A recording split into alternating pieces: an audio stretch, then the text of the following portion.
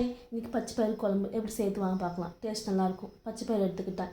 குக்கரில் தான் செய்ய போகிறேன். குக்கரில் எண்ணெய் ஊற்றிட்டு கடுகு கருவேப்பிலை போட்டுக்கலாம். ஒரு மீடியம் சைஸ் வெங்காயம் கட் பண்ணி பொடியாக கட் பண்ணி சேர்த்துக்கலாம். அதே தக்காளி கூட சேர்த்துக்கலாம். சேர்த்துட்டு கொஞ்சம் உப்பு மஞ்சள்தூள் போட்டுக்கலாம். போட்டுட்டு ஒரு 2 மினிட்ஸ் நல்லா கலரி விட்டுக்கலாம். அதிலே ஒரு ஸ்பூன் இஞ்சி பேஸ்ட் போட்டுக்கலாம். போட்டுட்டு எண்ணெய் நல்லா பிஞ்சு வர மட்டும் நல்லா ஃப்ரை பண்ணிக்கலாம்.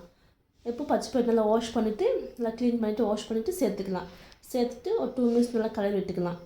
விட்டுட்டு பின்னாடி இது காரத்துக்காக வரமிளகாத்தூள் போட்டுக்கலாம். உங்களுக்கு காரம் எவ்வளோ வேணுமோ அதை போட்டுக்கோங்க.